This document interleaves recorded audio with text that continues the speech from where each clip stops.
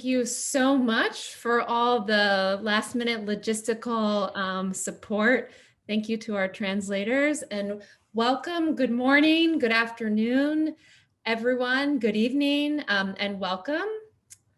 My name is Rachel Freed. My people come from Sri Lanka, Tamil Nadu in India, and England. And some of my ancestors are survivors of colonization and displacement, whereas some come from communities that have perpetuated colonization and displacement.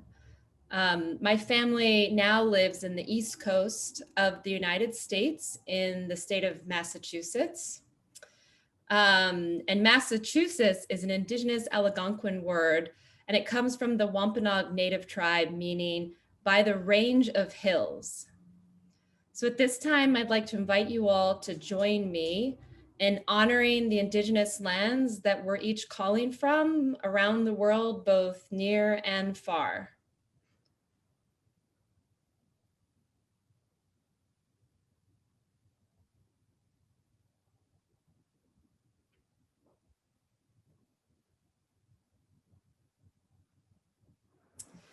Thank you. I want to welcome you all here on behalf of the Unitarian Universalist Service Committee. UUSC is a nonprofit organization, and our mission is to advance human rights around the world by partnering with those who are most confronted by systems of oppression. Our role in relation to this work that we're here about today comes through our connections to many of the partners on this call, including the Legal Justice Coalition. Today, we'll be talking a bit about the climate crisis, which is, as we all know, is exacerbating in existing inequities and posing additional risks that threaten our survival and the survival of our planet. This is one of the reasons why we've called this panel Centering Equity and Injustice in Addressing Climate Force Displacement in the United States and Abroad. So before we begin, I just want to go over a few logistical guidelines. As you may have heard when you entered the call, Spanish translation is provided. If you would like to access the Spanish translation, you can click on the interpretation globe at the bottom of your screen, and you can toggle both between English and Spanish interpretation. We're going to remind all of the panelists to speak clearly and slowly to allow the interpreters to hear you. And we'll ask you to slow down if we need to. We're going to be muting everyone else during our conversation. And if you have questions for any of the panelists, please chat your questions directly to Mike Givens. Mike is monitoring the chat, and we'll gather the questions and we'll respond to the ones that we have time for at the end of the panel. For any that we don't get to, we will follow up via email. And if you would like to get in touch with any of the panelists after this webinar is over, you can email Solote Soku at UUSC. We're going to drop her email into the chat right now, but it is ssoqo@uusc.org. I also want to remind you all that the panel is going to be recorded and that we're also live streaming this on Facebook. And we're going to drop the link in the chat. Our Facebook link is www.facebook.com/UUSC4, the number, all. And we will share the video to all participants and post it on UUSC's website after our panel today.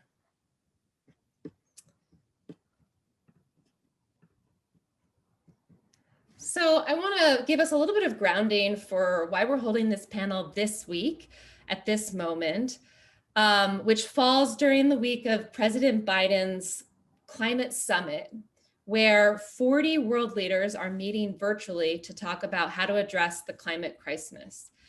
And in President Biden's executive order about the summit, it suggests that the summit is designed to underscore the urgency and the economic benefits of stronger climate action. So during this panel, we're going to hear from communities around the world to talk about the looming urgency that is needed to address climate displacement, and specifically how climate force displacement needs to center equity and justice. We're going to hear from communities that are facing forcible displacement from their homes due to the impacts of the slow onset climate impacts and extreme weather events. And we know that this is happening both here in the United States and abroad, particularly among those who have done nothing to contribute towards this crisis, and for those who are already living on the margins of society. But it's also to center the voices of those who have much of the wisdom and the knowledge about how to address the climate crisis and in an equitable way. So one of the things I wanted to mention about the Biden executive order on climate change and migration is that it is the first of its kind to bring these two issues together in federal government policy, that is US federal government policy. But it's really not enough. It narrows the focus to the context of climate force displacement, and it narrows it to international migration and national security. So because of that, as I said, it's a bit of a narrow focus, and we need to make sure that this context also includes those communities' needs who are facing the imminent threat of climate force displacement and also the long term. So we will be speaking to the Biden administration as part of the Legal Justice Coalition and as part of our policy platforms that we've released with the Rising Voices Coalition. And we'll also be hearing today from international UUSC partners who are in the South Pacific, the Bahamas, and Central America about how the issue is impacting them in their homelands. We'll also end with some specific policy recommendations for the Biden administration, both domestic and foreign policy, and with some key takeaways from our community leaders. So without further ado, I want to welcome and invite our community leaders and representatives to help educate us about what's happening on the ground. And to kick us off today, we'll be starting with a community representative here in the US from the Grand Bayou Village in Louisiana. Elder Rosina, please introduce yourself to the audience and tell us more about what's happening in your community in Louisiana. Right. Hello, and thank you for the space to share. I am Atakapa Ishak Shiwasha from the Grand Bayou Village in Louisiana, and my name is Rosina Philippe. Grand Bayou Village is an indigenous community, and we live on the coast. We have always been coastal inhabitants, and we can mark out inhabitation in many, many centuries, long before, other societies and peoples came to this land and took up their lives amongst us. We have witnessed over a period of time, and chronicled the changes that have happened in the Delta. We're part of the Delta. We're between the Mississippi River and the Gulf of Mexico. So we've seen the changes, there always have been changes and adaptations that come with those changes, in our territories. But what we are witnessing now and experiencing is the rapid changes, the unpredictable changes. Those are the things that have marked, an imbalance in our lives. Before we could depend on the predictability of the seasons and the changes and the loss and the gain.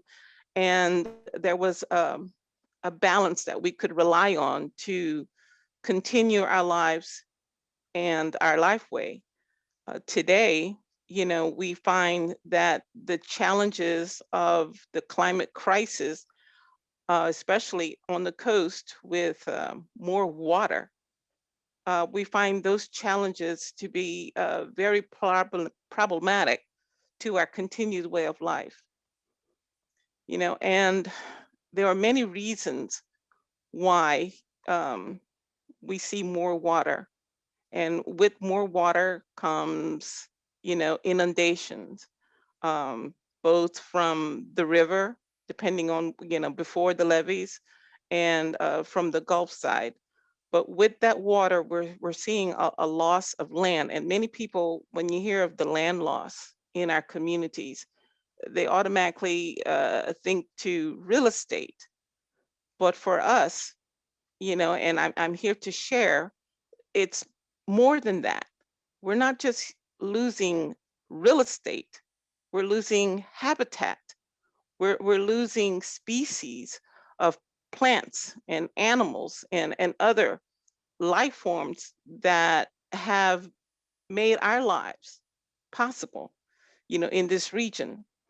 So in saying that, so what is, where do we go? What do we do? How do we address, this impact, these impacts?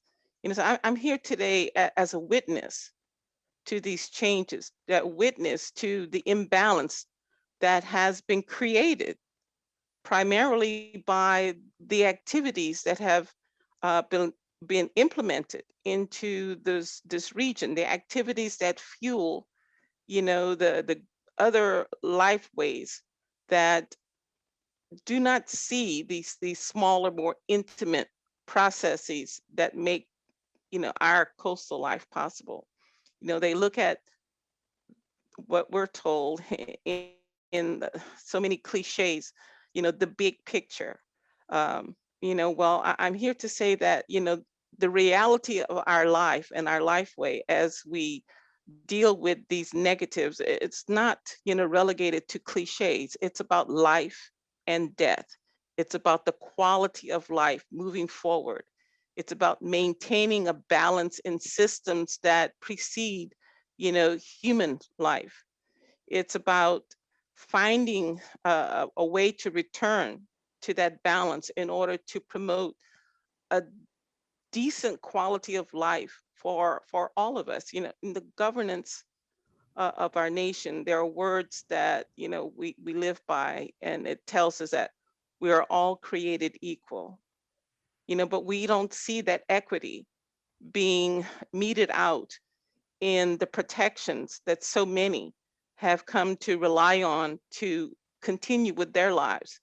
In our area, we see the lack of resources, and we often hear this cliche where, we're relegated to the lack of resources being attributed to the cost benefit analysis. We are aware of this, but we are the communities that are paying the cost, and to the benefit of so many others. And that needs to change, because until we can find, the balance to come together and live together, and we can depend on having a quality life way where life ways are respected. And when I say life way, I don't mean just human, because in our indigenous, way of learning and teaching, we see ourselves as one part of the web of life, the circle of life, a life where we, the human beings, are just one small part and the youngest member of those societies. So we have so much to learn from all of the lives and life ways that predated our own. And so when we look to protect life, we look to protecting all of those other lives that makes us possible. And the respect, in the pursuit for progress, I think we have left behind the respect for the natural processes, and it's in that lack of respect and understanding that societies have hardened their ways of living. And we see, as the climate rage around us, the detriment of that perspective. So until we can look back and try to return, that balance to our ways of living and how we interact, not only with each other, but with, every life form on this planet, I think we will all continue to lose. And in communities like Grand Bayou, we've been tagged as frontline communities. communities where the first impacts are felt, and it has had, some, excuse me, detrimental effects on the way that we live, and we look for, the justice, in the lack of response that we get to, we see to our plight and to the challenges that we face on a day-to-day basis. We look for the justice where we see, billions of dollars in resources, are extracted from our territories, but yet just a fraction of, those resources are returned, to our our region in order to help to promote, our life way. There are so, there are so many things that can be done that seems to fall by the wayside.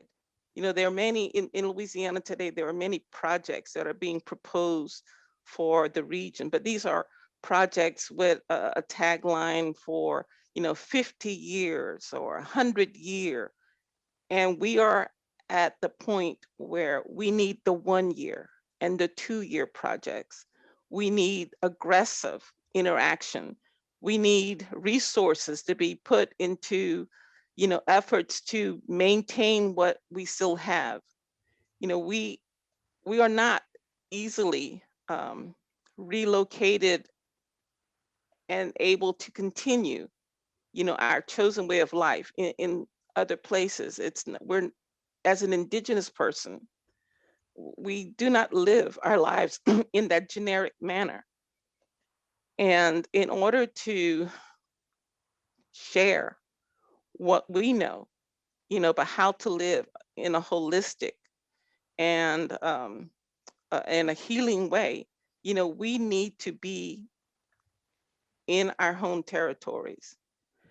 As the waters continue to inundate our communities, we are transitioning, into finding ways and thinking of ideas and projects to help us to maintain our presence, but how to live with the incoming tides. How do we live? But until our ideas, have resources behind it and we can manifest and make them a reality, they're just ideas and we will continue to suffer the negatives. So, we need to have these conversations with people that are empowered and have their hands on resources that can bring about the change that we envision. Not everything will be as we would like in an ideal world. I think we would like to think that, but we know the reality and we see the truth of the fact that some things are beyond recovery at this point in time because the timeliness of the reactions, it was not there. There are things that should have happened decades ago, and that's the truth. That's our truth that, I bring today. The things that could have been saved were not because, the value that was, they did not see the value in these processes and these things that make all life possible. I'm advocating for coastal life, but it doesn't stop there. What happens in our coastal lifeway, it translates all the way up throughout the nation. So we're all involved in this.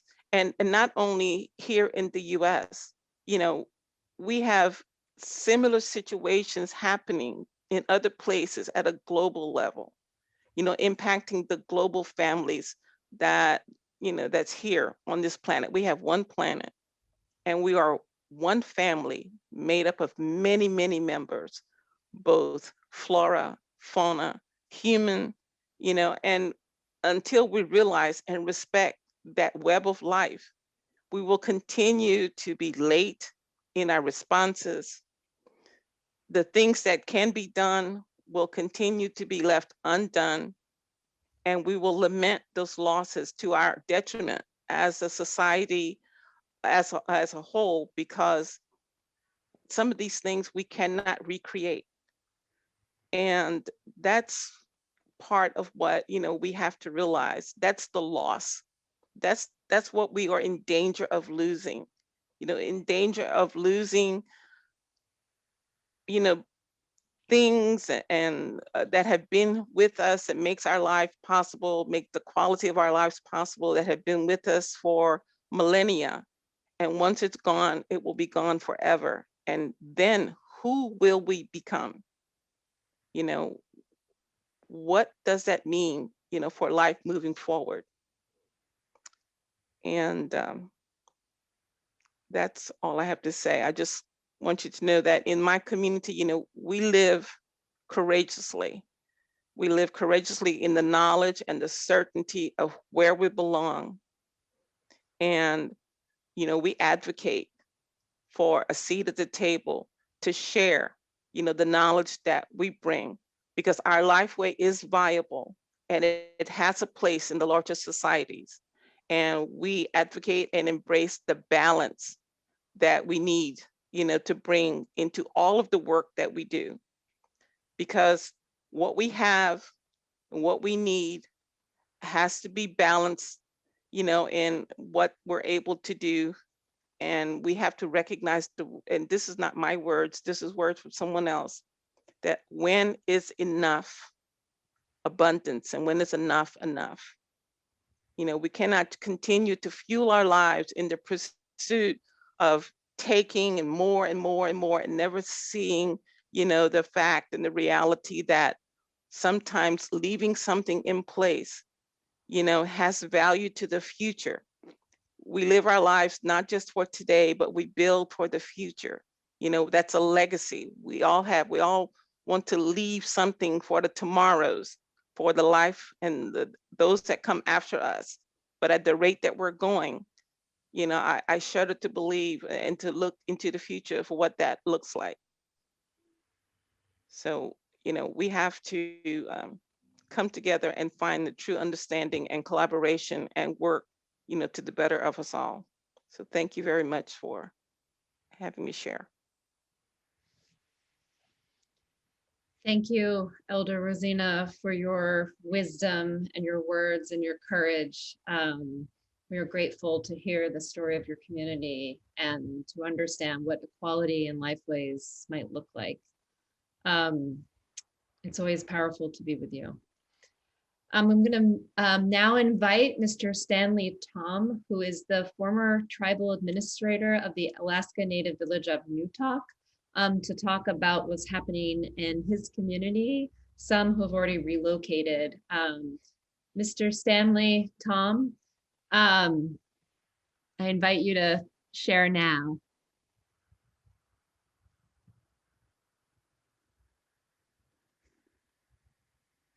Just wait a 1 minute while we connect with Mr. Hey, can you hear me now? Yep. Okay, this is Stanley Tom. I'm the former administrator for Newtok Tradition Council, and I've been working for the tribe for more than 20 years. And the culture and heritage of the Newtok Tradition Council, we're the Yupik the village, and we are actively subsistent. We subsist most of our lives, and we have a strong cultural heritage with Nelson Island communities. And we've been living in the Bering Sea for more than 2,000 years. And we have like 5 villages in our area. We are called Kaluyagmid, or the Dipnet people. And we are also isolated from the outside influences, and we still retain our traditional and customs. And back in 1949, the village was relocated from the old Gallery village. It's 3 miles north of Newtok. And the only way to get the school built was the river access, and that's why they picked the Newtok River and was built in 1958. And they built the school at the Newtok River because it was more accessible. And we were still nomadics back in 60s, and the BIA let us settle down. We were moving back and forth from the Nelson Island for subsistence. And the Newtok is being threatened by the advance of the Ningley River at a high rate of like 3,300 feet. That was recorded back in between 1954 and 2003. And our erosion rate was about 5,200 feet per year. And we've been living here for hundreds of thousands of years here, for more than 2,000 years. And back in 1970s, Tradition Council was starting to monitoring the erosion. And when they hired the Woodclight, the consultants to study the erosion, so they concluded that moving the village would be cheaper than try to stop the erosion. And that's why back in 1994, the Tradition Council started the relocation process to respond to the erosion problem. And the tribes picked 6 potential sites and discussed the pros and cons on each potential site. And Nelson Island was the only one that was solid to move, and that's why they picked the Nelson Island, the northern tip of the Nelson Island, to move the village.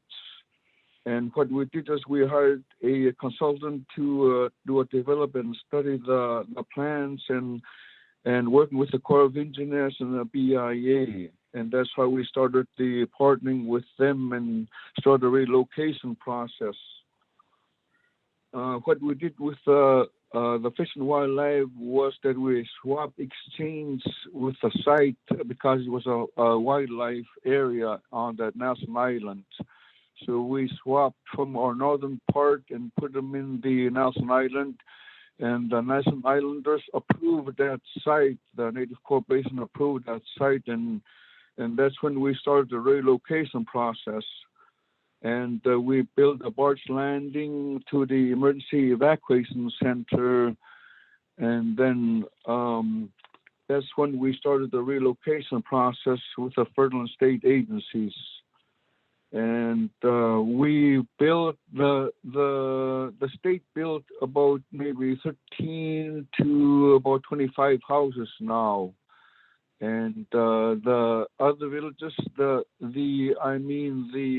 people moved already. There's people across there where they have the power company already installed. They got a temporary airport site, and the DOT approved a new airport site. So I don't know when they'll start, maybe a couple of years from now. And I'm glad we're moving very slowly, but the problem is the housing funding. We're lacking funding for the housing, and that's why we're still living at Newtok. And we're developing the community very slowly, but it's working. And we're commuting back and forth from the Muklavik to Newtok. So. And that's how far we are right now. Thank you. Thank you, Stanley, and thank you for sharing the story about the relocation and how it's affecting your community. Next, we're going to hear from Mr. Hilton Kelly from Texas. Mr. Kelly, I know we've been acquainted with you through the Disaster Justice Network, where we've learned about your work in both providing humanitarian relief in the aftermath of Hurricane Laura, which devastated your community in Port Arthur, Texas, and in the Lake Charles area of Louisiana, where you serve. Could you tell us a little bit more about that?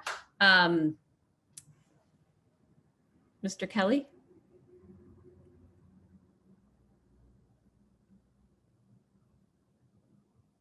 Yes, I was trying to get everything connected. Yes, I have lived in the Port Arthur, Texas area predominantly all my life.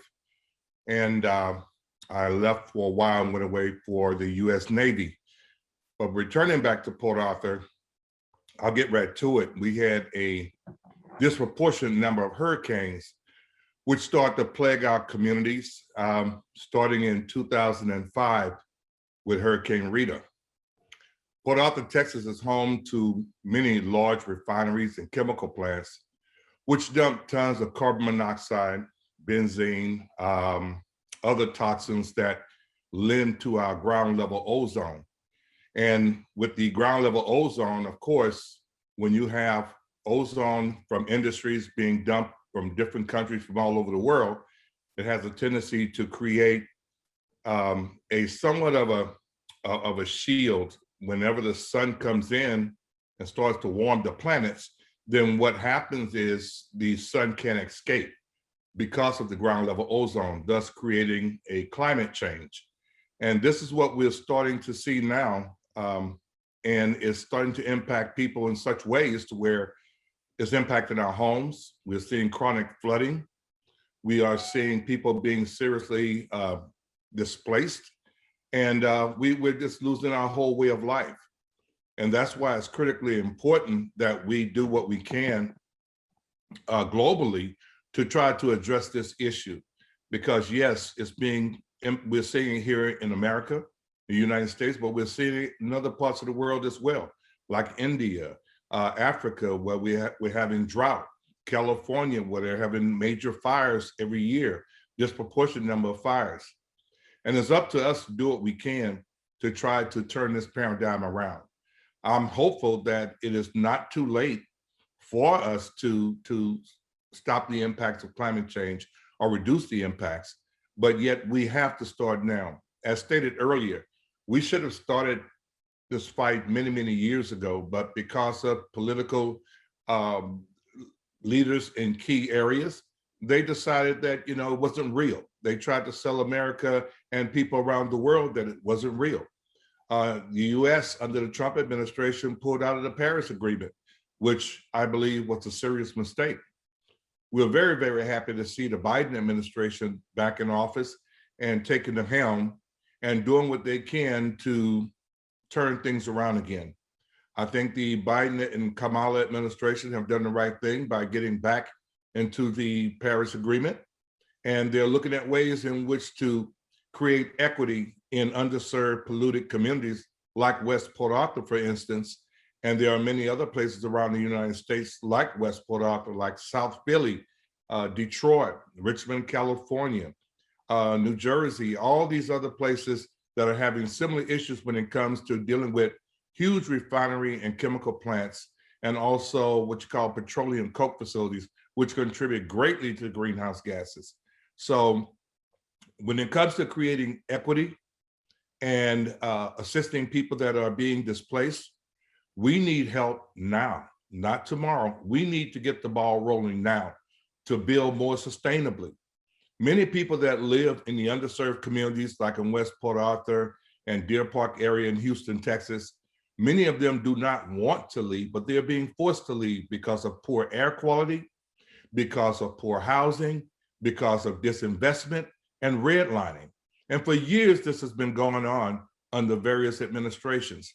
And we are hopeful that the Biden administration, by talking about putting in more equitable opportunities for people that live in those communities, will help to create a better quality of life for folks in those communities, and also to help us to build sustainably. As we all know, we must find a way to reduce the emissions, not only from the oil and gas industries, but from our vehicles as well. We know that the electric cars are coming about, and there are other modes of transportation that are being developed as well that use various technologies in order to get us around. Because let's face it, mobility is a huge, huge necessity in our society. And that's what connects us all, being able to communicate through the internet, being able to get to each other by different modes of transportation. Well, I feel that electrical energy created by the sun, created by the wind power, hydropower, and there are electromagnetic ways in which to create this as well. All those technologies should be explored and enhanced. And I believe that our government, state and federal, should get behind those technologies and people that are developing those technologies to help push them further along so that we can do better at reducing our carbon footprint, thus reducing the impacts of climate change and turning those dynamics around. People's lives are at stake. I mean, back during Hurricane Harvey, my home was flooded with 3 feet of water. So I am too a witness of climate change. I remember a time when we could go to the beach called McFadden Beach, only about maybe 15 miles from here. And we could take I-82. We can no longer take I-82 because the sea level rise has taken it over. And when I was a kid, back in 1968, 67, I remember the beach. We had about 40 yards of beach, but now the beach is gone because of sea level rise. It is real. And we are seeing it here on the coastal areas in Port Arthur, Texas, and up and along the coast all the way into Florida. So we must do everything we can to change this around, because if we continue to allow climate change to be a major issue without addressing it, then we're going to find ourselves all fighting for small pieces of land. We're going to find ourselves fighting for water because of the droughts that are going to take place. We're going to find ourselves fighting for the resources that are going to be really scarce. And then what kind of nation will we be? So we'll be incumbent upon our president and our vice president to continue to push their initiative forward when it comes to addressing climate change and also equity in the disadvantaged industrialized communities. Thank you. Thank you, Mr. Kelly, and thank you for sharing with us about the way that you've responded and served the communities in Port Arthur, Texas for equitable relief, and for sharing your personal story as well. This was an excellent cue for us to shift to talking about how to bring attention to these issues to the Biden administration and what they might do. So on that note, I'm going to invite Aran Zazou from the Rising Voices Coalition to speak next. Aran Zazou, I know that we've worked together on this policy brief to address climate forced displacement in the United States, to support communities like Elder Rosina's and Stanley Tom's and Mr. Hilton's, and others like them who are facing these issues. Can you tell us briefly about the main recommendations and what you're hoping to see from the Biden administration? Thank you very much, Rachel. Thank you. And it's such an honor to be with all of you here today. Thank you for this opportunity. Yes, so there were several community coalitions that have been convening for quite some time. One is the Rising Voices Working Group for Relocation and Site Expansion. When the Biden administration won the presidency, he quickly, made very vocal his statements in support of doing something about the climate crisis, climate emergency, as some people like to call it. And he very quickly issued 3 executive orders that we kept an eye on very closely and monitored. One was, of course, the Executive Order 14008, tackling the climate crisis at home and abroad. And then the second being Executive Order 13985, advancing racial equity and support for underserved communities through the federal government. And so we took that as a call to action, that those executive orders really was a herald call to those working on the front lines, those working in collaboration with communities like Ms. Rosina's.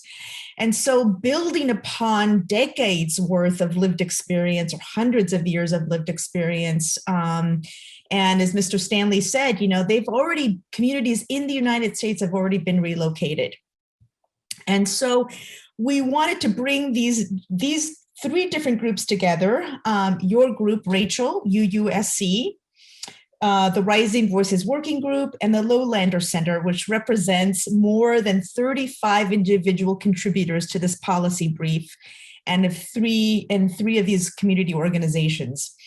And so we wanted to make sure this policy brief got out within the first 100 days of the Biden administration, in order to give very concrete, specific recommendations that are very doable, for the administration to consider. We weren't quite exactly, we thought that we could give recommendations to the administration to shed more light, as you said, to domestic US-based relocation and site expansion efforts, and also in situ adaptation efforts that communities wanted to do. So let me just quickly give you an overview. And if Ms. Salote could put in the chat again the link, the very wonderful landing page that UUSC has set up for us, which is so clear, so easy to follow, that has the 5 solution recommendations and has a policy brief, a 1-page policy brief, the full policy brief that's about 6.5 pages long.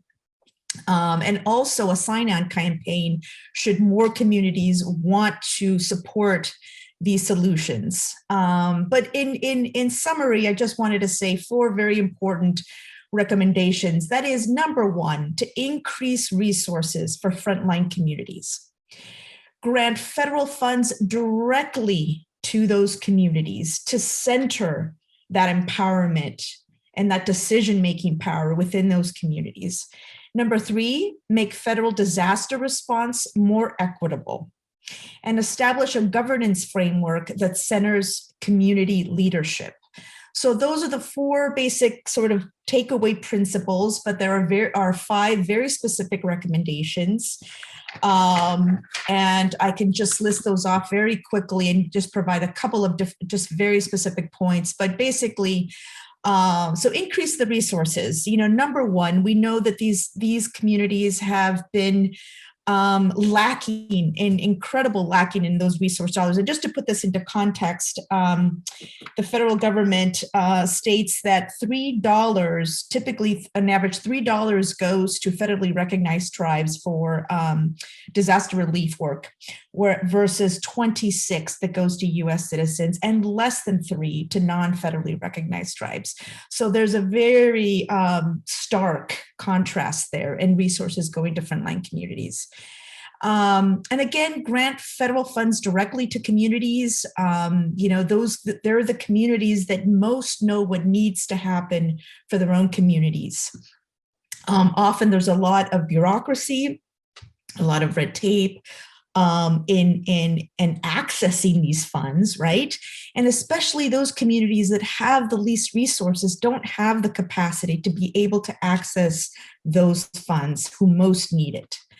Number 3, making Fema more equitable. There's some very specific recommendations to amend the Stafford Act with respect to adding especially the slow onset climate change events that we've talked about, sea level rise, permafrost melt, and other slow onset events, so that presidential disaster declarations can be made based on those slow onset climate change events.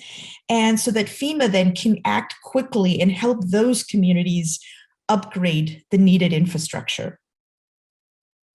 And then the last one here is, or 2 more to go, is establish a just response to support adaptation in place and or relocation,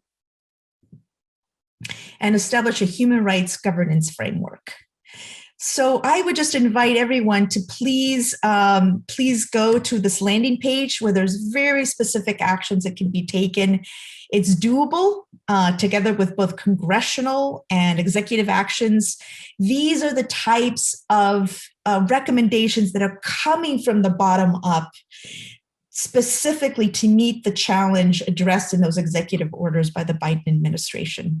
So thank you so much to all of these communities that have informed this policy brief and recommendations. And I really encourage everyone to please review them and to sign on if you agree with those recommendations. Thank you very much. Thank you, Aranzazu. It's been a pleasure working with you and the Legal Justice Coalition and the Rising Voices Coalition. Our pleasures too. I want to invite now Robin Bronin from the Alaska Institute for Justice. Robin, last year we partnered together along with 5 communities, including some of the community representatives here today, 4 from Louisiana and 1 from Alaska, to write a complaint to the UN Special Rapporteur on the rights of the internally displaced persons. I know that you've received communication back from not only the UN Special Rapporteur for the rights of internally displaced persons, but also 8 other United Nations Special Rapporteurs. And we want to know, hear from you, what did this complaint need to happen? What did it say? And what do you want the Biden administration to do? Well, thank you very much, Rachel, and everyone here today for sharing your expertise and wisdom. I'm angry and heartbroken because I know that the tribes and Hilton have been advocating for decades for their right to be protected. And here we are now in 2021, hoping that the Biden administration finally steps up the plate and do what people have been asking to do for such a long time. So I work at the Alaska Institute for Justice, where we have been working with Alaska Native tribes for the last 7 years to create a relocation governance framework based in human rights and to decolonize the systems that have caused the communities in Alaska to be environmentally vulnerable. And before I talk about the Special Rapporteur's complaint, I want to talk about the context in which the complaint was filed, because it's really important for people to understand the advocacy that has been done to previous administrations demanding action. And Stanley mentioned, you know, the community of Newtok began their advocacy efforts in 1994. Congressional delegations have visited Alaska multiple times. Native communities from Alaska have gone to Washington, D.C. to testify at hearings, including in 2014, several tribal citizens from the community of Shishmaref traveled to a congressional hearing bringing tundra with them, the sacred land on which they live. And then a couple of years later, tribal citizens from Newtok also presented at a congressional hearing. There have been numerous federal government reports. I will not list them all, but the most recent one was just published last year. And it was from the US Government Accountability Office, and talking about the need to create a climate migration pilot project. And all of the reports document the need for federal leadership, the lack of federal leadership, and pretty much begging the federal government to step in and do the right thing so that the communities on the front lines of climate impacts get the resources that they need. And unfortunately, it hasn't happened yet. I'm hoping with the Biden administration, it does. And so we, on behalf of the 5 tribes, and of course with the tremendous support from UUSC, we filed a complaint with the special rapporteurs. We primarily focused on the special rapporteurs on the rights of the internally displaced, and also on the rights of Indigenous people. But as Rachel mentioned, we included also the special rapporteurs on the right to clean water and the right to food and the right to adequate housing and the right to eliminate racism. And we filed the complaint alleging these human rights violations that are being caused by the climate crisis and the failure of the US government to act. And both Rosina and Stanley mentioned the consequences of the government's failure to act. So in both communities, the US government decided not to protect the communities in the places where they are. In Louisiana, the levee system specifically excluded the community where Rosina lives. And in Stanley Tom's community, the federal government decided it was too expensive to build a seawall to protect their community, but then no resources have been provided to assist these communities to adapt to the climate crisis as they want to adapt. So we allege these human rights violations, and the special rapporteurs decided to take up our complaint, and they issued a letter. They actually sent the letter to the previous administration, and seeking a response within 60 days. The letter was sent in September of 2020. The administration had until November of 2020 to respond. The administration did not respond. And so, and I just want to read, because in responding to our complaint, the special rapporteurs, and it's important to understand that this mechanism we used was part of the special procedures of the UN Human Rights Council, which oversees human rights violations and does investigations and reports related to human rights violations across the world. And the special rapporteurs in their letter wrote, "We express our strong concerns about the displacement of indigenous peoples from their ancestral lands, triggered by the loss of land, ecosystems, and biodiversity resulting from these events and recurrent disasters. We are extremely concerned also that these indigenous peoples are currently at risk of further disasters and displacements, and that the violation of their rights is aggravated by the impact of COVID-19, which has disproportionately affected indigenous peoples across the United States." So with this new administration, the Biden administration, we are asking, demanding that they respond to this complaint by inviting the special rapporteurs to come to the United States to do an investigation and documentation of these human rights violations so that the US government can act and have a roadmap, a clear roadmap of how human rights are being violated, not only by the climate crisis, but also by the US government's failure to act.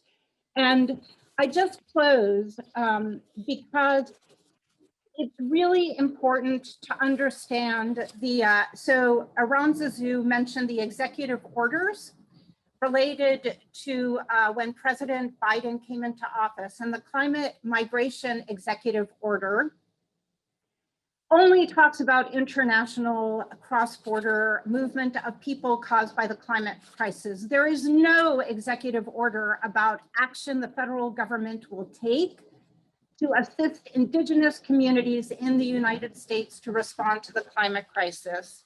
So in closing, I want to remind the Biden administration of a petition that was filed in 1951, and it was called "We Charge Genocide," and it was submitted by the Civil Rights Congress.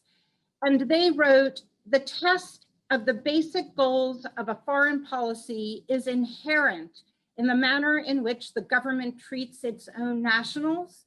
It is time for the US government to step up to the plate and respond to the needs of indigenous communities, people of color communities, and Black communities who are facing the climate crisis without sufficient resources." Thank you.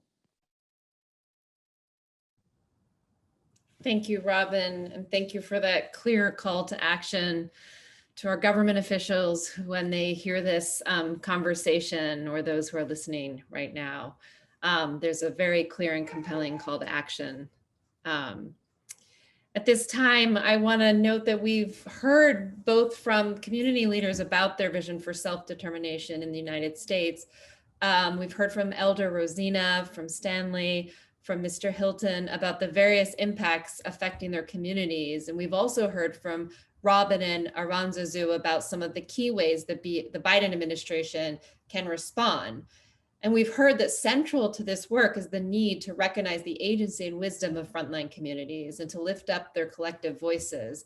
And that by doing that, we center equity, justice, and human rights in all federal government responses.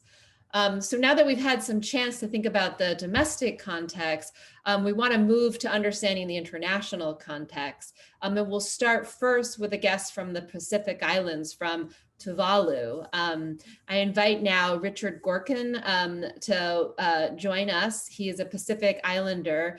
Please share with us about the audience about the climate impacts happening in Tuvalu and about climate migration as it sits with Tuvaluans. Thank you, Rachel. Yes, the Pacific itself is known as the largest ocean geographic features in the world, and most low topographic, geographic remoteness, infrastructure development challenges, and high population density impacted by climate change. We are the frontliners and the low-lying island atolls in the Pacific that is most vulnerable and the most impacted to climate change issues, and we contributed almost nothing to the impact of climate change.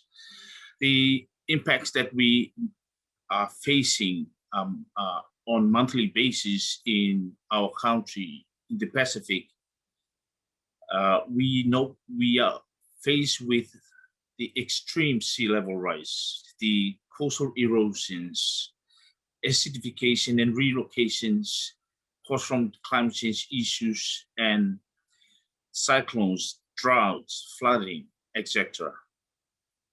In terms of sea level rise that we've been experiencing in the Pacific, this has disturbed the groundwater which the Pacific people or our ancestors used to rely on as safe drinking water, from the intrusion of salt water that has caused also the loss of this ground safe drinking water.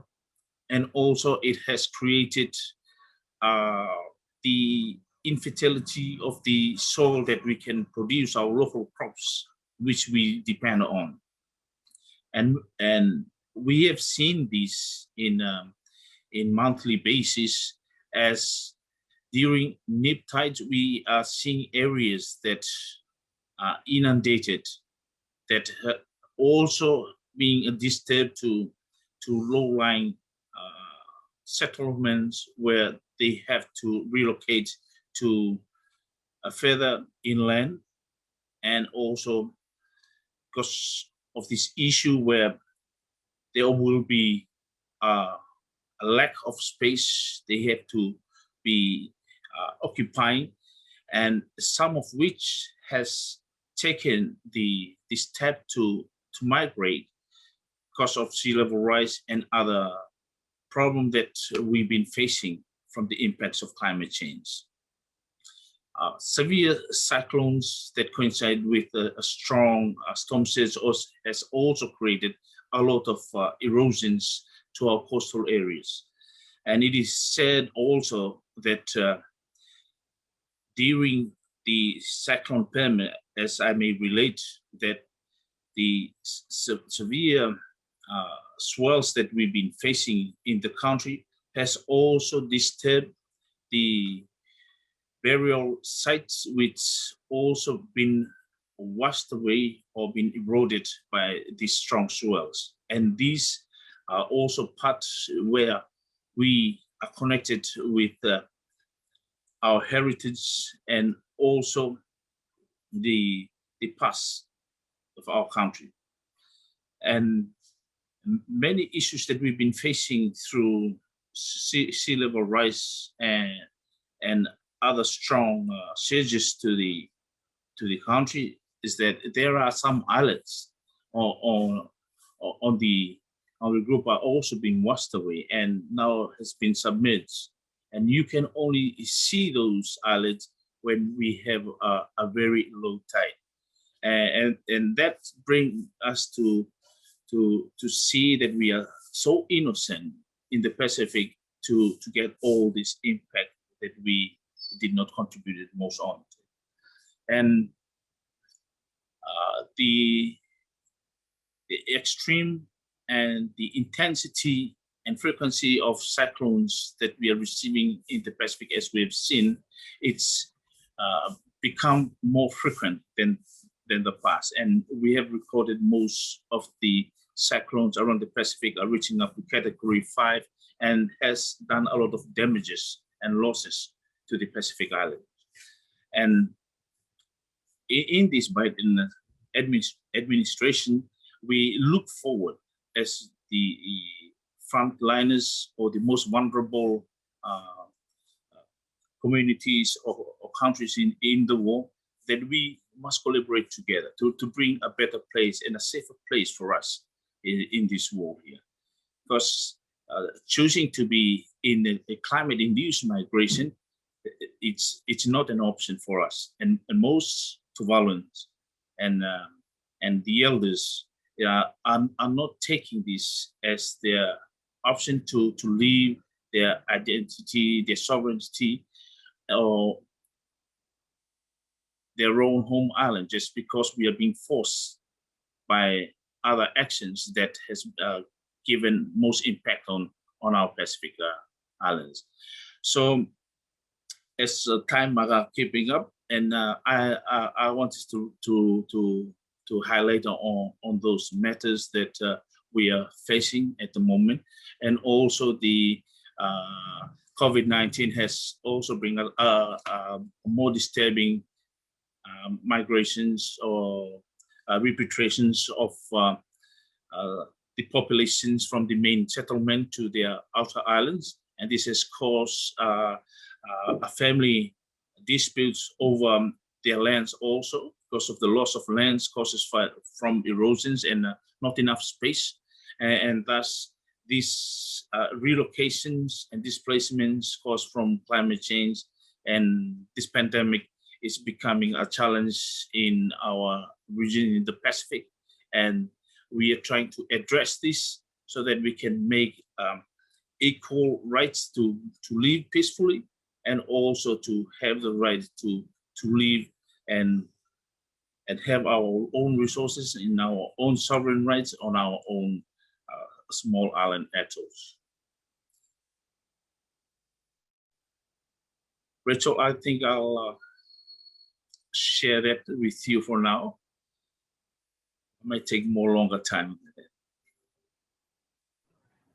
Thank you, Richard, for sharing with us about the impacts in Tuvalu. Now we're going to move from the Pacific to a group of islands in the Caribbean. And I want to welcome Alicia Wallace from Equality Bahamas to share with the audience what's happening in the Bahamas and how climate displacement is affecting her community. Thank you, Rachel. In the Bahamas and in the Caribbean as a whole, we are in a very challenging moment where climate change is really wreaking havoc on our countries and across all small island developing states. So we share a lot of the same realities as was mentioned by Tuvalu, right? We experienced for the first time a superstorm in September of 2019. And the Bahamas is a place that's very accustomed to hurricanes. You know, we sort of just go through the motions when we hear that a hurricane is coming, where we call it battening down, where we cover all the windows, get sandbags, we make sure that we have enough water and non-perishable good to last for a week. You know, we go through these motions and it's very normal for us. But now when we hear hurricane, we are afraid. You know, it's a sense of terror because of what Hurricane Dorian did to two of our islands, Grand Bahama and Abaco, as well as the Keys around those islands. This storm was unlike any other. We've never seen anything like it. It was Category 5, and not only that, but very slow moving. So it spent about 3 days on the Bahamas, just dumping water, making the ocean meet the land. We've seen photos and videos of people on the second and third floors of their homes that were flooded. The flooding was that high.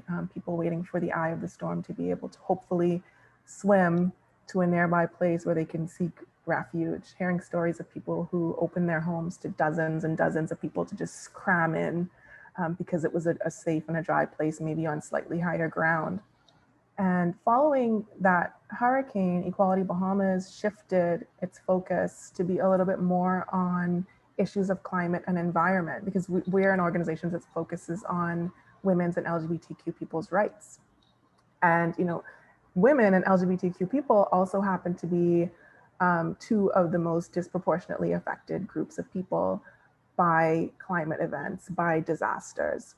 And we realized that people would be looking for assistance.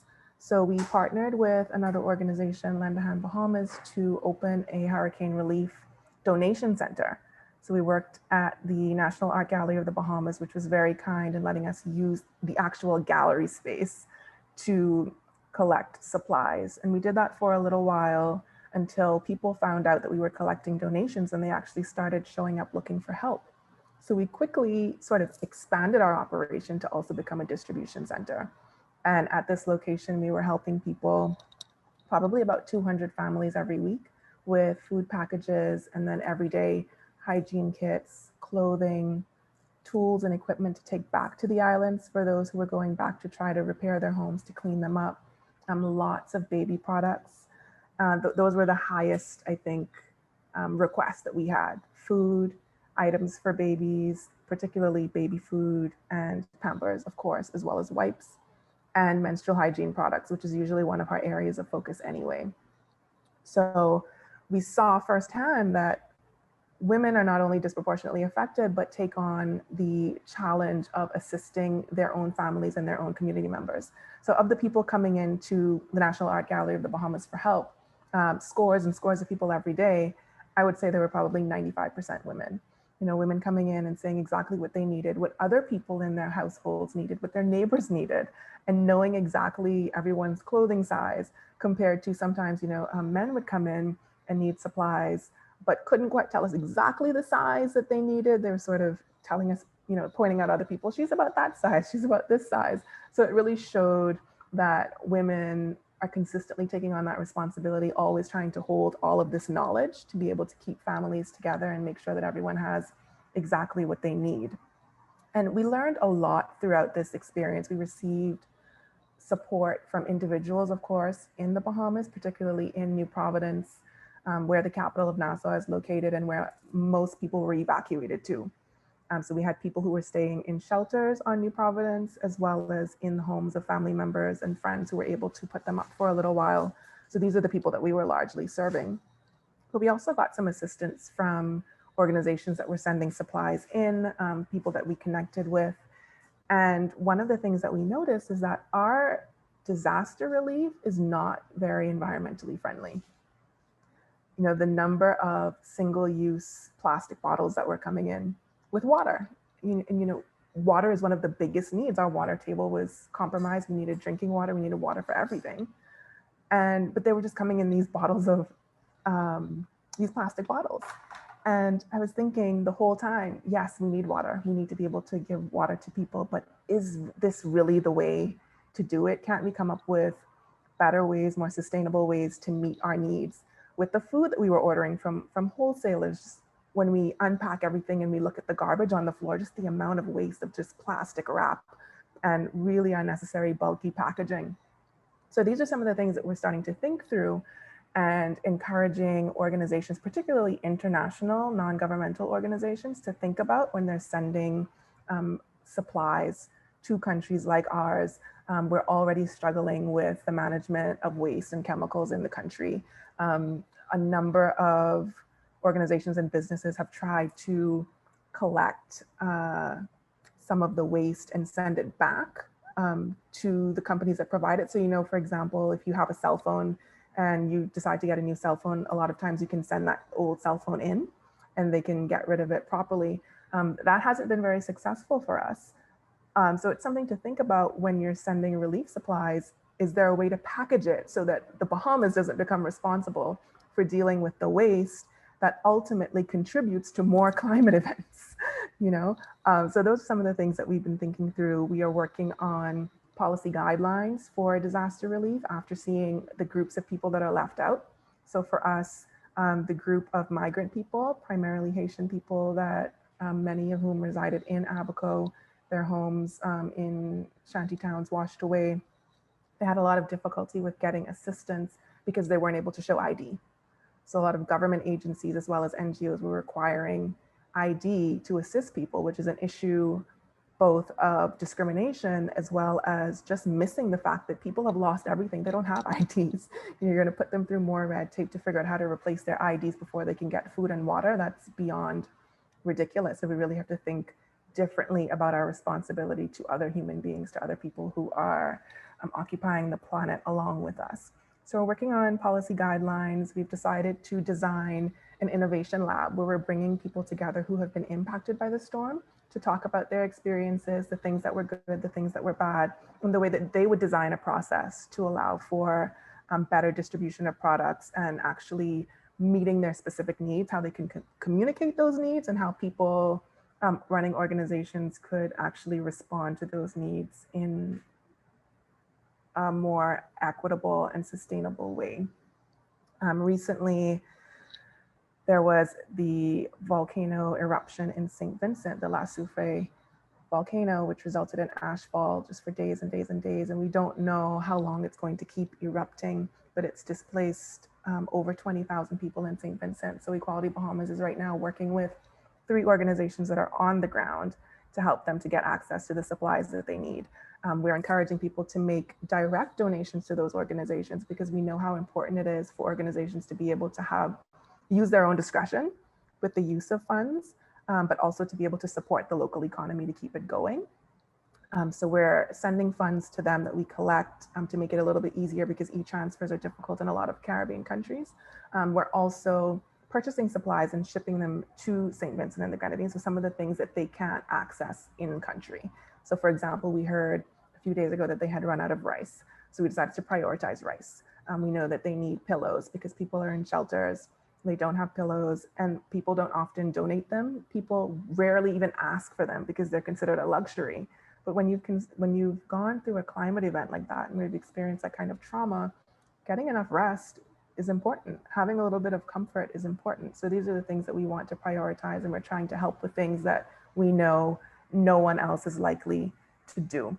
And that is important for us, particularly in this space where we're sort of taking turns as countries in experiencing these disasters, and we need to be able to help each other. So we're building regional solidarity as we show up for each other, we help each other, and really being able to supplement the resources that we have available to us in countries and in small organizations that we know are under-resourced, don't generally get the huge donations that come after climate events, but are the ones that are most connected to their communities and have the flexibility to be able to change every single day in the needs that they're meeting according to what the people on the ground are asking them for.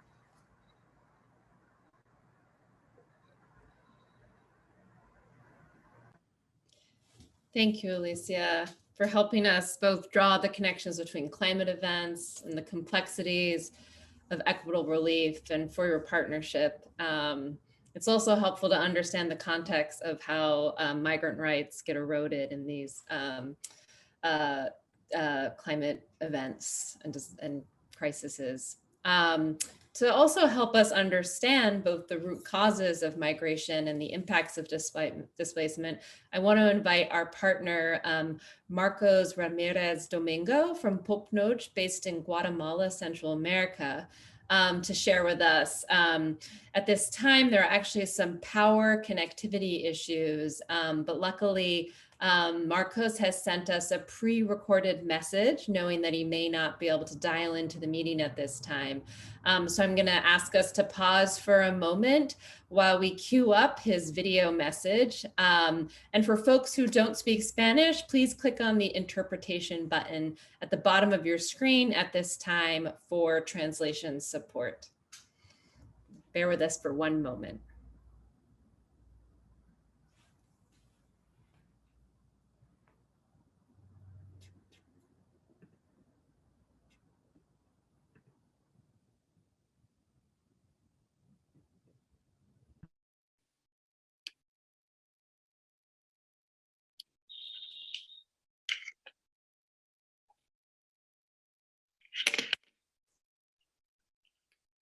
Gracias por la invitación a esta actividad virtual. Mi nombre es Marcos Ramírez, Mayamam y orientador legal sobre el tema de migración de Asociación Popnoch. Según el calendario maya, hoy estamos ya 4 aires. Por el aire se mueven las aguas, las olas del mar. Por el aire se mueven las hojas de los árboles. Es el regalo que nos dio el cajuil, nuestro dueño, regalo que no tiene precio. El aire es la vida para todos los seres que habitamos en la tierra. Pero también, así como el aire nos da el oxígeno que respiramos, también puede ser destructivo y arrasar con las viviendas y cosechas.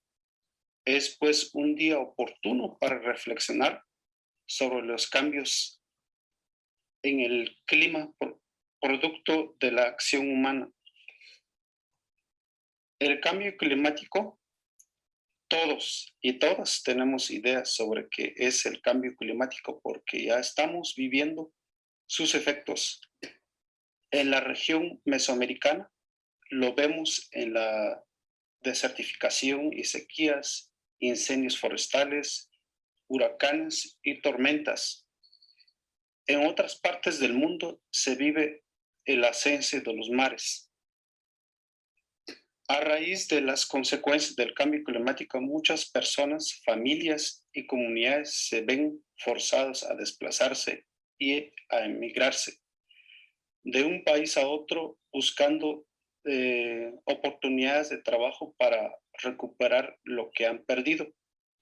Tal es el caso de un señor de la comunidad de 7 Cerros del municipio de San Pedro Necta-Huehuetenango, que había perdido sus cosechas por derrumbes y deslaves provocando por la tormenta Ágata.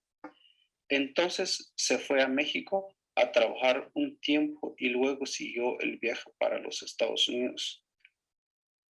Así como estos casos, hay muchos más. Los pueblos indígenas tenemos una relación estrecha con la madre tierra, la que debemos de fortalecer.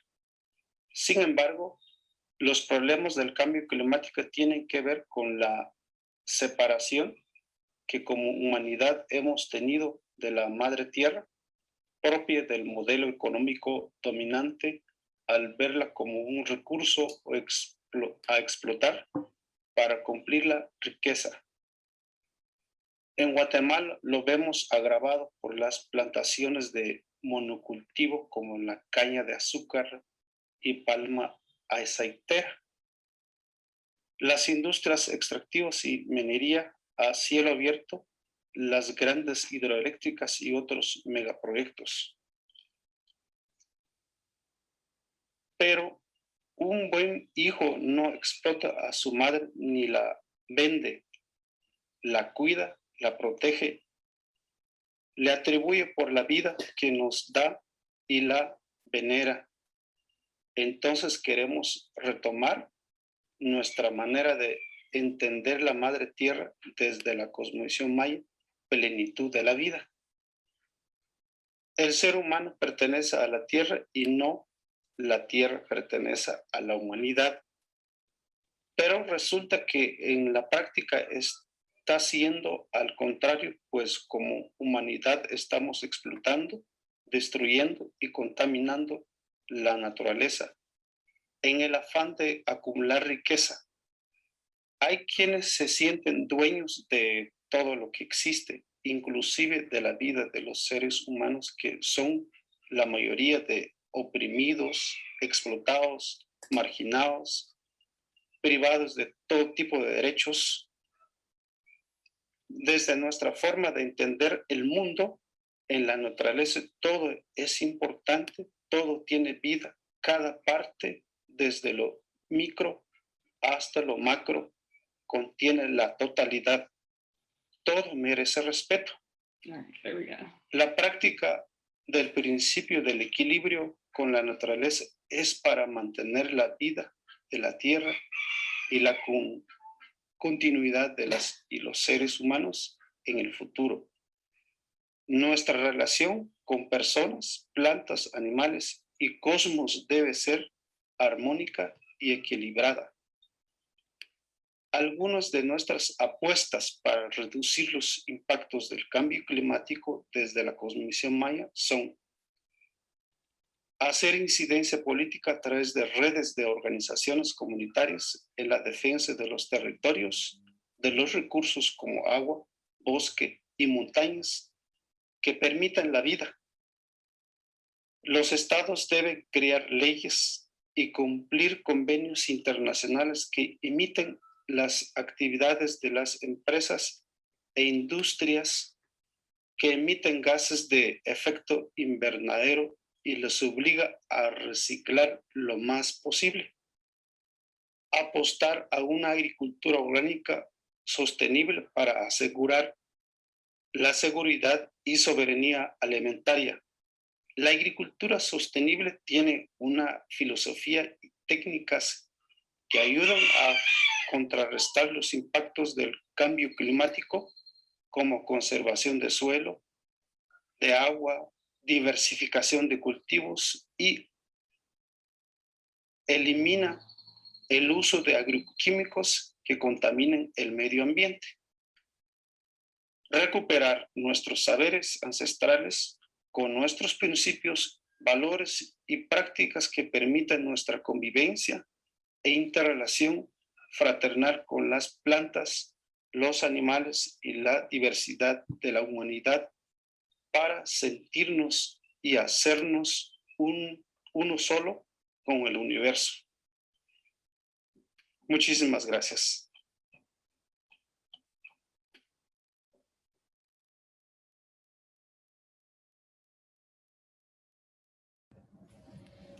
Thank you, Katie, for your help. And I want to honor and thank Marcos, even though he's not with us at this moment, but we will thank him after this panel for sharing his wisdom with us in the video and for his colorful slides.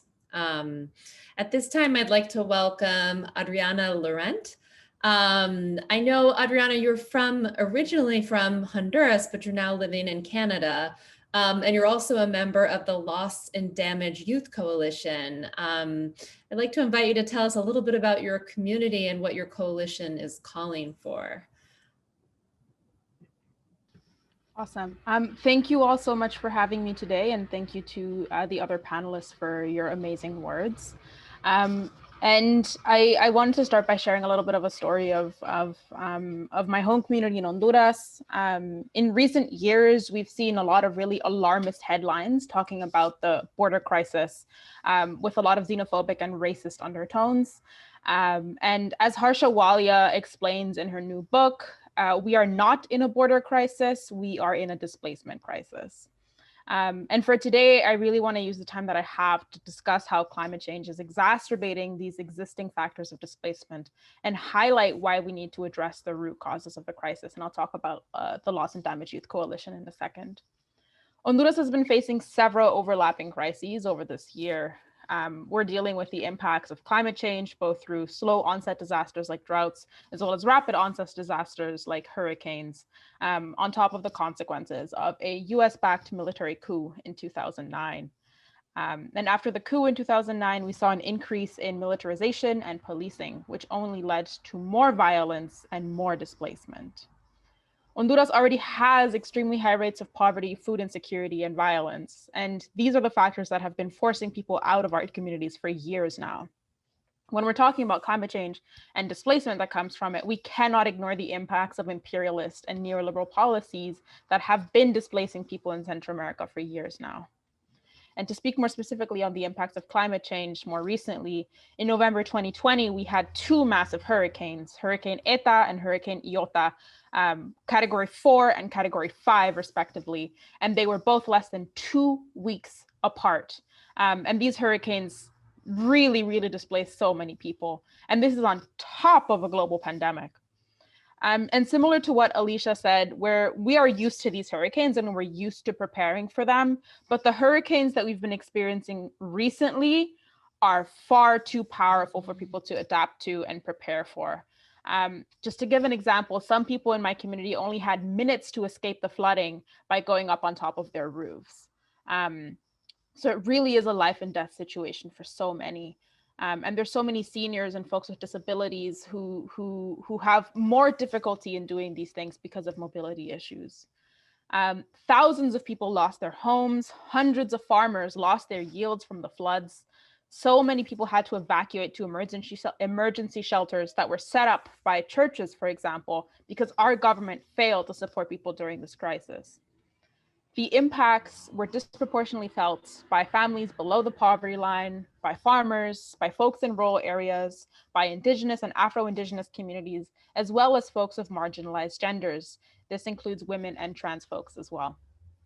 And combining the existing factors of inequality and displacement through land grabs for foreign development, high rates of poverty and food insecurity, and state violence on top of the impacts of climate change during a global pandemic is making Honduras increasingly unlivable for people. And migration is the only way that some folks are seeing to be able to adapt to this. It's really not an option, it's forced displacement. And in January 2021, shortly after the hurricanes in November, we saw a migrant caravan in the thousands mobilizing their way up north, only to be violently blocked by militarized police at the Guatemalan border. The response to this crisis of forced displacement, including climate-induced displacement, cannot be to further militarize borders. This only serves to make people's journeys more dangerous and deter them from migrating, even though they are legally entitled to claim asylum in other countries. And to kind of talk about some of the options that we have to address this, I think to me, first and foremost, we need to mitigate the climate crisis as much as possible. Honduras used to have a dry and rainy season, and now it feels like it's just become one extended drought followed by the hurricane season. And we know that this crisis is primarily caused by resource extraction and the fossil fuel industry. Therefore, we need a just transition away from this now. And we also need to hold the fossil fuel industry accountable for making tremendous profit off of the exploitation of our lands and our people all over the world. In the context, more specifically in Central America, in terms of some of the options we have to address these issues, we also need accountability from countries like Canada and the US, who have invested in damaging industries like mining. This has also polluted our lands and our waters. These damaging industries of resource extraction are also further accelerating the climate crisis. And the US is also supporting the increased militarization in the area. As I mentioned before, this is not a solution to the crisis we're facing. It only adds to the violence. And all of these issues are deeply interconnected and mutually reinforcing as well.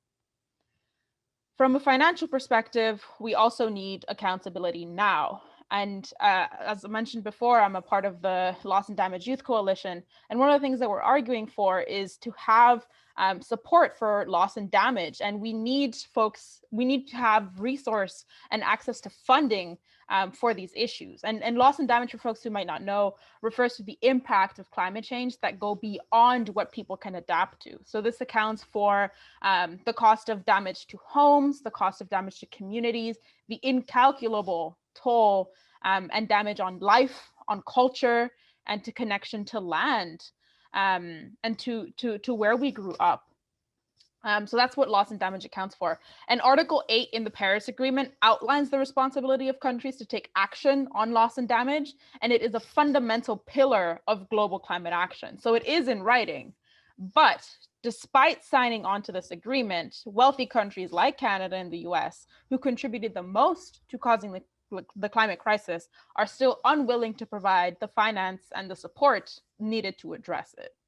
And this money should go directly into the hands of people and communities who have been impacted. And just before I wrap up, I did want to also highlight the power of mutual aid as a response to crises. After the hurricanes, there was a huge gap in immediate support from both the government and international organizations. And so many Hondurans, including myself, organized international mutual aid projects that distributed funds directly from global north countries and put them directly into the hands of people who lost their homes or were impacted by the hurricanes. And echoing what Alicia said, especially into the hands of women. And this is something that I was doing in my hometown in La Ceiba, who's right on the coast. Who we were really, really hit by these two hurricanes. And again, I really just want to echo what Alicia shared, because everything that she was saying really, really struck me, because it was very similar to the experience we had with grassroots organizing after the hurricanes. So just to wrap things up, the crisis we're seeing is multifaceted, and we really need to address the root causes of the crisis. We need to demilitarize our borders, hold the fossil fuel industry accountable, hold global north countries accountable for the loss and damage they've caused. And first and foremost, in all of our work, we need to put justice and people first. Thank you so much.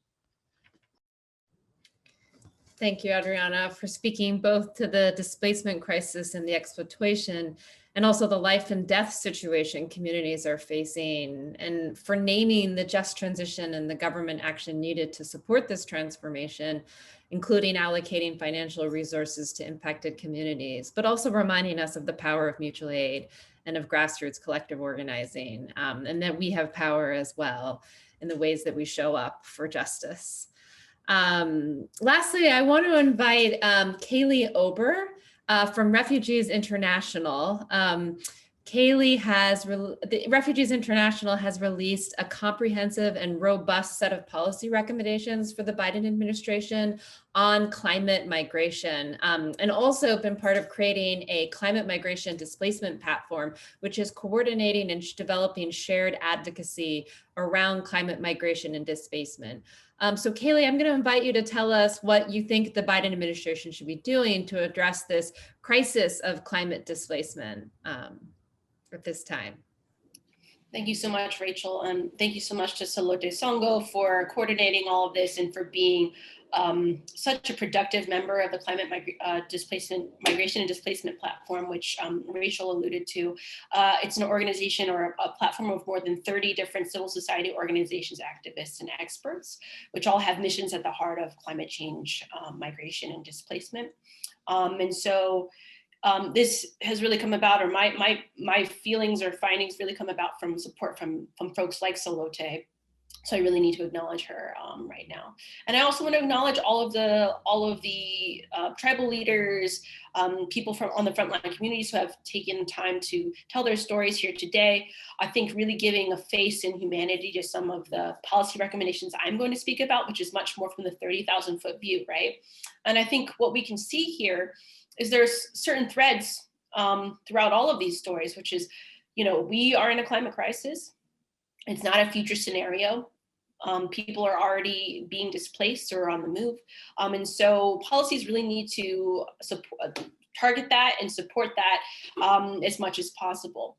So Refugees International's report really focuses on 4 different buckets of work, one of which is around multilateral re-engagement.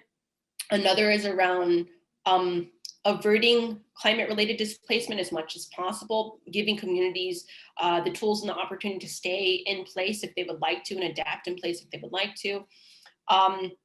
Reckoning with the fact that people are on the move and that the US has had a heavy hand in that movement, especially as it is the largest carbon emissions emitter historically over time. And that the US has a moral and practical responsibility to offer new legal pathways and mechanisms for folks who may be migrating or displaced in the face of climate change. And then also leadership around regional solutions, because that's really where US interest lies and where we have kind of common understanding and course for action. And I think I just want to highlight a couple of things from the report. One is really advocating for financing for adaptation and resilience in particular, noting that most climate change finance is going towards mitigation, and a small fraction of that, the adaptation funding actually reaches the hands of the communities. UUSC's own reporting shows that only 10% of communities actually access climate change funds, international funds. And that needs to change. As folks here on the call have said, communities need to be empowered and have access to financing in order to transform their own livelihoods and realities on the ground in any way that they see fit. So it should take the form of grant financing as much as possible. We advocate for in the report cash-based financing related to climate change adaptation resilience, because that would have eased administrative burden and can be supercharged through USAID or similar avenues.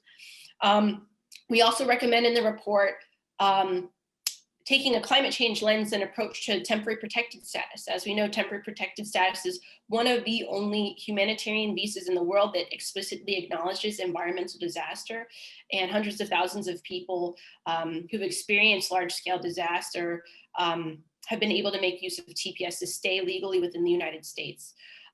There's limits to TPS, and this report recognizes that. One of which is that you can only stay within the US when you're already inside the US's borders, and you can only apply for TPS designation based on already residing within the US. This report recommends that when TPS takes a climate approach, it looks at a couple of things. One is to acknowledge slow onset disasters more thoroughly. Traditionally has really focused on sudden onset events like hurricanes or earthquakes. Another is to understand that climate change impacts are long-term and irreversible in many cases, to the detriment of people to be able to return home. And so to fast track folks who have existing TPS status in highly at-risk countries to be able to regularize and have citizenship status within the United States. It also recommends new pathways for people to be resettled within the United States, either through Congress and legislation like Ed Markey's Climate Change Resilience and Climate Displaced Persons Bill, for example, or through expanding the understanding of the 1951 Refugee Convention in line with UNHCR's recent legal considerations paper, which essentially argues that if you're a community or a certain marginalized social group experiencing climate change impacts and your government purposefully does not extend support to you, that can be tantamount to a form of persecution. So, you know, basically training up USCIS on that kind of new interpretation of that legal framework so that that expands as much as possible. And I think there's many other routes that we could go. But I'll just leave it there for now because I know we're running late on time. But I think what we must understand is we are in the midst of a climate crisis. People already are on the move. We cannot bury our heads in the sand about it, and we have to extend new legal frameworks and protections for the people who might be displaced internally or across borders due to climate change. And the US must lead on that because it has a moral responsibility to do so. Thank you. Thank you, Kaylee, for sharing with us those concrete recommendations and helping us understand some of the legal analysis as well. We're grateful for everything that the Climate Displacement Platform, Migration Platform is doing to coordinate and develop this shared advocacy with communities. We have about 15 minutes left. And at this time, I'd like to invite our community leaders to spend about 2 to 3 minutes sharing any brief reflections or key takeaway messages that you want the US government to hear and our other world leaders to hear. I'd like to loop back with Marcos first because he is back online and start with Marcos, and then we'll go to Alicia, Stanley, Hilton, Richard, and Elder Rosina. Marcos, are you with us?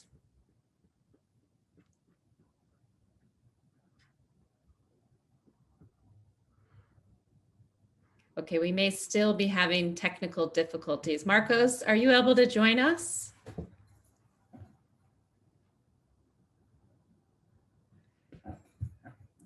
Okay, well, we will loop back with Marcos if he's able to join. At this time, I'm going to invite Alicia to share some final brief reflections. Sure. So my first recommendation for anyone who is engaged in disaster relief and climate related work is to focus on feminist policymaking, making sure that we're centering and starting with the most vulnerable people and meeting their very specific needs. Because if we're meeting the needs of the most vulnerable people, then we're meeting everyone's needs. For an example of that, I encourage folks to take a look at the feminist policy statement that was put out by the Feminist Alliance for Rights, also known as FAR, right at the beginning of the COVID-19 pandemic, just to help to guide governments as we knew they were going to be putting certain restrictions in place to ensure that it did not cause harm to vulnerable people. And you can find that at tiny.cc/feminist statement. The second request is to look long-term and think sustainably about disaster relief. So not just thinking about the needs that people have now, but ensuring that meeting those needs don't cause further harm and contribute to more climate-related events.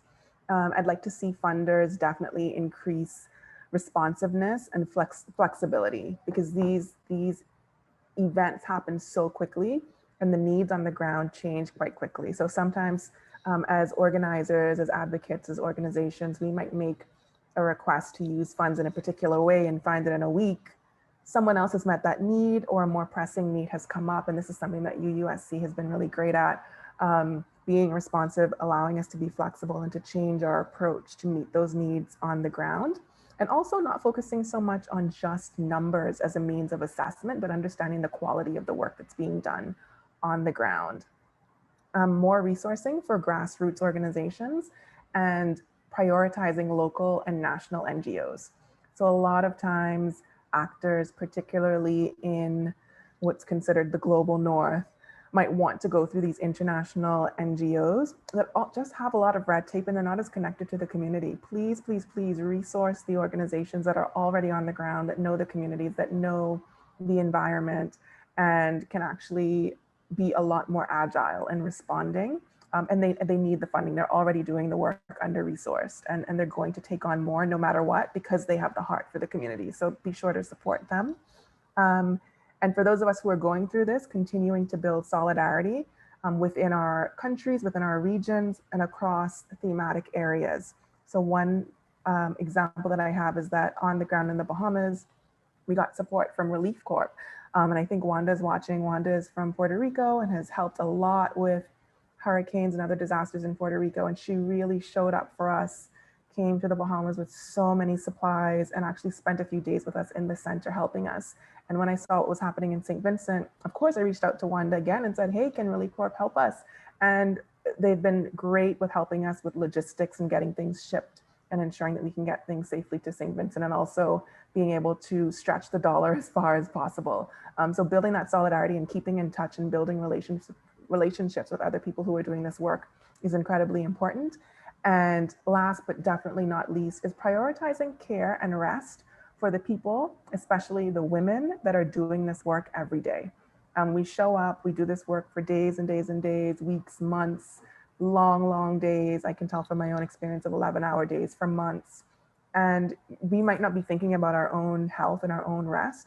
And that's a space for other people to come in and say, hey, have you had a day off lately? Volunteers coming and stepping up, funders saying, hey, we know you do this as a volunteer all the time. Can we help you with funding to pay a stipend for someone else to be able to step in and do some of this work? So really thinking about that care and making sure that we're not just saying, take care of yourself, but actually providing the resources for people to be able to do that. Thank you, Alicia. Stanley, I'm going to invite you to share a few reflections and takeaway messages. Yeah, Stanley Tom here from New Talk. You know, we really need to move because the water quality is really bad here in New Talk, and we're still dumping honey bucket in the New Talk River. And we have inadequate housing. We're lacking housing. We can't build anything out here in New Talk. And the electrical lines are swinging. They're tilting. They're very dangerous. Even small kids can touch the live wires. You know, it's getting out of hand in New Talk, and we really need to move ASAP. But we're lacking housing. You know, if we have housing at the new site, we'd all be moving along. And hopefully we'll have some people moving across there this summer. And I hope we will move before the village sinks. You know, the elders been telling us that New Talk will sink. And some of these houses are actually sinking there. We have about 3-4 sinkholes that are developing. The old community hall is falling in. It's tilting, it's tearing up, and it's getting very scary out here in New Talk. And the flooding, you know, we're sinking like 30 minus feet from the sea level. And when we have a high tide coming in from the Mukhtarvik side, New Talk seems like it's under the water. So it's kind of scary out here in New Talk because we're living on a permafrost, 100% permafrost, and we can't do nothing about it. It's melting away. And that's my message to all of the people out there that's listening. Thank you very much. Thank you, Stanley, for your sharing with us today, and our thoughts will be with you in the coming months ahead. I'm going to invite now Mr. Hilton Kelly to share some concluding remarks. Yes, thank you. It's been a real pleasure listening to everyone from all over the world. It's been very enlightening, and I'm looking forward to being able to assist in whatever way I can, those island nations and South America, and also the South Pacific. And with that being said, you know, here in the Port Arthur, Texas area, on the Gulf Coast as well, we've been dealing with chronic flooding. As you all know, last year, we had an unprecedented number of hurricanes that hit the Gulf Coast.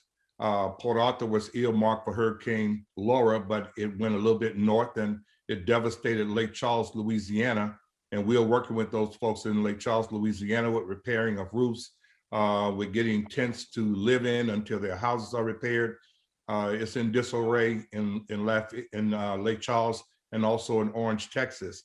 But I would like to encourage our federal and state governments to look at ways in which they can get the resources on the ground to help people to build sustainably where they're at. Many choose to stay in their native homes. Many choose to want to keep their culture intact. And instead of feeling defeated and running away from the coast, we should look at ways in which we can create programs to help people that want to stay. If they want to leave, fine. But if you want to stay, help them to build sustainably. Help us to get the equity on the ground that we need by creating job opportunities with renewable energy sources, with renewable transportation and emission-free transportation, such as electrical vehicles or electromagnetic modes of transportation. There are a lot of technologies out there that just need the dollars to get it done and get it brought to the market so that we can really reduce our carbon footprint, reduce the emissions that are coming from the oil and gas industries that surround our community. So we are very, very serious about this environmental climate fight. We must reduce our carbon footprint. People are losing livelihoods because of it. They can't grow food. The fires in California, the Gulf Coast, actually, we're losing a football field a day of land. Therefore, we will all be pushed back off the coast, and that will create other systemic problems if we don't do something today. So let's continue to fight. Let's continue to push for the resources we need, and let's continue to advocate for climate change and the support of reducing the impacts of climate change. Thank you, Hilton. I'm going to move us to hear from Richard Gorkin from Tuvalu. Yes, it is our plea as vulnerable and the front line of the impacts of climate change that are frequently affecting us, the Pacific Island, small island atolls. If the US can move or make a transition from fossil fuels to renewable energy, and also to assist and provide financial support and technical support for vulnerable communities like the South Pacific vulnerable communities in terms of rebuilding climate-proof infrastructures in a way that, as mentioned before, that not all Tuvalu will take the option as to migrate, as also to be losing their identity and live elsewhere, to have their new home elsewhere, which it's not their lifestyle and culture. So in that manner, we seek more financial and technical support on that we can be more on climate-proof infrastructures, and also to have a better and safer evacuation centers that can be of would help in times of natural disaster to the extreme of tropical cyclones. And also looking at the agriculture sector, in which, as sea level has also disturbed a lot on the ground minerals, and which at times now Tuvalu has been in raised foundations of artificial agriculture, and therefore we need proteins or fertilizers that can able to grow crops to have a sustainable and consistent food supply on our food crops, and also the accessible into clean and quality water in terms of having a reliable salination plants that can provide fresh water from the seawater. As I may relate it to you as one of the issue back in 2011 when Tuvalu had this severe drought. The whole nation and also the main settlement were rationed with 10 liters of water per day. And it's really hard for Tuvaluans at that time to budget on a 10 liter for the whole family use in a particular day, and without any proper salination plants to substitute clean and drinking water. And so it was difficult for getting yourself a bath and washing your clothes. You have to sacrifice other needs. And also if we have vulnerable people in the house and also babies, we more prioritize of giving the fresh water to them, and then we can sacrifice on other means. So that's the play that we wanted to pose on to the US, and we look forward that we can build these vulnerable communities in a safer place where we can also enjoy the same life, and we can also live without fear from the impact of climate change. Thank you, Rachel. Thank you, Richard. And finally, we will be hearing from Elder Rosina. Right. Thank you very much. I am encouraged by the speakers that we heard today and their truth, and they brought reality, to the situation of the climate crisis that we're all facing. And one resounding word that came through in all of what we heard today was a call to action. We need action now. We can no longer sit around and wait, for studies or planning. We need things to happen now. We need resources to fund these projects that the people who are facing the impacts, they know they have the answer and the solutions to a lot of the situation that they're facing. We need people to recognize that we talk about climate crisis, but it's about life and death and the quality of life and the right to self-determination for many of these communities. And I think that, that cry for justice needs to be heard and listened to and acted upon. And, I look forward to joining with everyone in the work of the future, because that's what we're doing. We're working today to secure the future for tomorrow. So I thank you, UUSC, and all of your partners, Lowlander and Rising Voices, and everyone that were on here today, and the truth, that's what's needed and in short supply. And in many of these, these conversations that we have. So thank you, and blessings. Thank you, Rosina. I'm going to ask us, those who can stay for one more minute, I'm going to invite Marcos. ¿Quisieras compartir algunas reflexiones finales?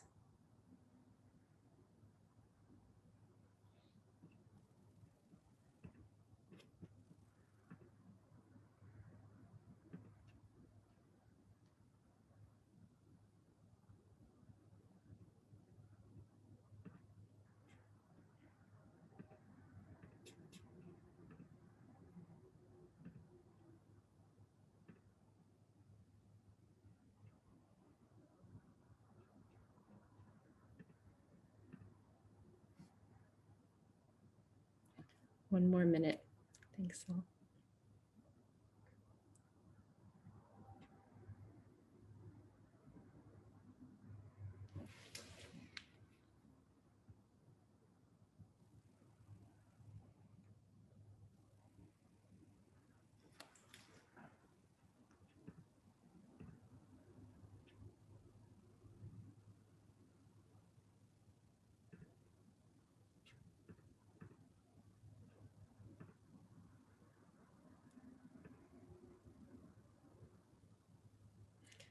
Okay, I'm going to move to conclude us because we are not able to hear from Marcos, but we will thank him for his time.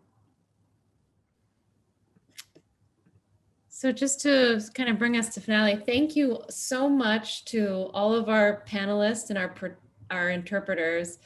Thank you for helping us pull together this context and understand what communities are facing and what are some of the concrete recommendations we can do both in the United States and at the international level to address these issues of climate displacement. And as Adriana said, we're not in a border crisis, we're in a displacement crisis. And as Alicia said, we need to build regional solidarity while we're doing the work. And that forced displacement is actually happening here in the United States and abroad. It's a global issue that needs all of our hands on deck. So I just want to thank you all again. We don't have time for questions, but as Salote mentioned, we will follow up by email to address any of your questions.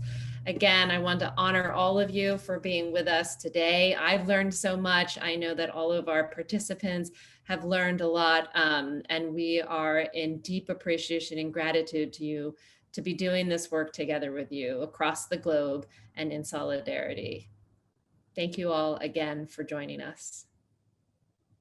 Have a wonderful rest of your day.